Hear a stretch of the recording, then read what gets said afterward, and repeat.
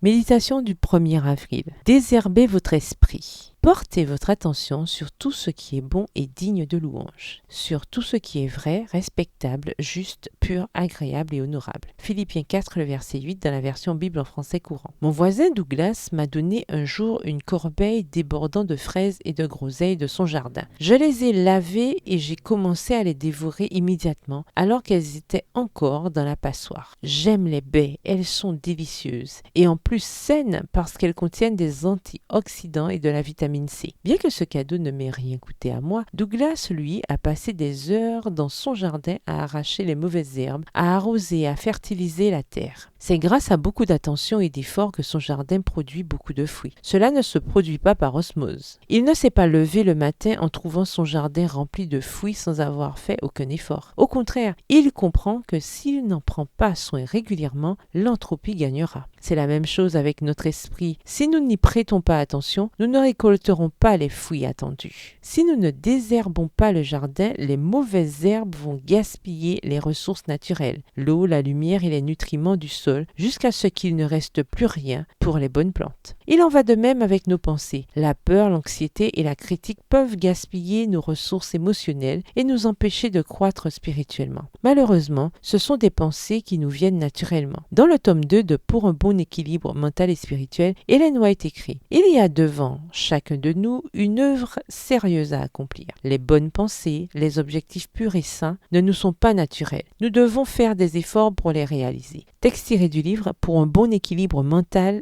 et spirituel, au chapitre 72 à la page 680. Les bonnes pensées ne viennent pas par osmose. Elles doivent être cultivées avec la même ardeur que met Douglas dans son jardin. Une de mes amies, Anne, a une façon très simple et pratique de désherber son esprit. Chaque fois qu'elle sent qu'elle se fait du souci pour quelque chose ou quelqu'un, elle choisit de changer ce souci en prière. Elle ne fait pas des prières longues et pompeuses, mais pratiques et directes. Seigneur, je me fais du souci de nouveau pour « Je sais que tu as le pouvoir de m'en libérer. Amen. » L'idée est de transformer le monologue de préoccupation et d'anxiété en dialogue avec Dieu. Je confesse qu'il y a des jours où je fais cette sorte de prière plus de 80 fois et je ne crois pas que cela dérange Dieu. Je préfère me consacrer à désherber, même si c'est une tâche pénible, avant de laisser les mauvaises herbes occuper le jardin de mon esprit. Prière, Seigneur, je veux cultiver le jardin de mon esprit et désherber toute anxiété et souci. Aide-moi. Amen.